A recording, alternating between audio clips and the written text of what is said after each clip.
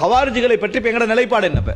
இவ்வளவு செய்யக்கூடிய ஹவாரிஜிகள், அதாவது முஸ்லிம்களை காஃபிர் என்று சொல்றது, அவர்கள் நிரந்தர நரகம் போவார்கள் என்று சொல்றது, அதுபோல ஆட்சியாளர்களுக்கு ஆயுதமேந்தி போராடணும் என்று சொல்றது, அலி ரதியுல்லாஹு அன்ஹு அவர்கள், முஆவியா ரதியுல்லாஹு அன்ஹு அவர்கள், இவங்க எல்லாரும் என்னது காஃபிர்கள். உஸ்மான் ரதினா உட்பட யாரும் அவங்க பாராட்டுவாங்க, அபூபக்கர் உமரை ரதியுல்லாஹு அன்ஹு சொல்லுவாங்க, மற்றவங்க எல்லாரும் நிராகரிக்கும்னு சொல்றவங்களை பற்றி எங்களது நிலைப்பாடு என்ன அப்படின்னா, நம்ம குர்ஆன் சுன்னா அடிப்படையிலிருந்து பேசுறவங்க, உணர்ச்சி ரீதியாக எந்த தீர்ப்பும் எடுக்கக்கூடாது.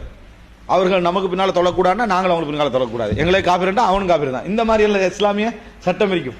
அதனால இஸ்லாமிய அறிஞர்களுக்கு மத்தியில் ரெண்டு கருத்து ஏற்படுகிறது ஹவாரிஜிகளை பற்றி தீர்ப்பில். அவர்கள் வழி தவறியவர்களா அல்லது காபிர்களா, இஸ்லாத்தை விட்டு வெளியேறியவர்களா, இப்படி ரெண்டு பிரச்சனை என்ன செய்யுது அவர்களுக்கு மத்தியில் உருவாகுது. சில இஸ்லாமிய அறிஞர்கள் என்ன சொல்றாங்கன்னா, இவர்கள் காபிர்கள், இஸ்லாத்தை விட்டு வெளியேறியவர்கள். இமாம் அஹ்மத் இப்னு ஹம்பல்ட்ட இருந்து ரெண்டு கருத்து வருது. அவர் காஃபிர் என்று சொன்னதாகவும் ஒரு அறிவிப்பு வருது, இல்லை வழிகேடர்கள் மட்டும்தான் சொன்னதாகவும் அறிவிப்பு வருது. ஆனால் சஹீஹானது இமாம் இப்னு தைமியா போன்ற அறிஞர்கள் தர்ஜீஹ் பண்ண செய்தி என்னன்னா, அவர்கள் காஃபிர்கள் அல்ல, அவர்கள் காஃபிர்கள் அல்ல. என்ன அவர்களை பற்றி நிலைப்பாடு சொல்றாங்கன்னு சொன்னா, சஹாபாக்கள் யாரும் அவர்களை காஃபிர்கள் என்று சொன்னதாக இல்லை. சஹாபாக்களுடைய காலத்துல இந்த ஹவாரிஜிகள் என்ன செய்யறாங்க, தோன்றுகிறார்கள். பாதிப்பை மிகவும் எதிர்கொண்டவர்கள் யார்? அவர்கள் தான்.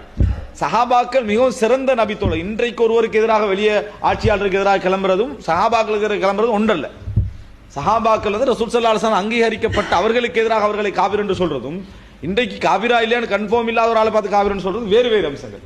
அவர்களையே என்ன செய்யல நபித்தோழர்கள் காபிர்கள் என்று சொல்லவில்லை. எந்த ஒரு நபித்தோழர் ஹவாரிஜிகளை காபிர் என்று சொன்னதா ஒரு செய்தி என்னது இல்லை.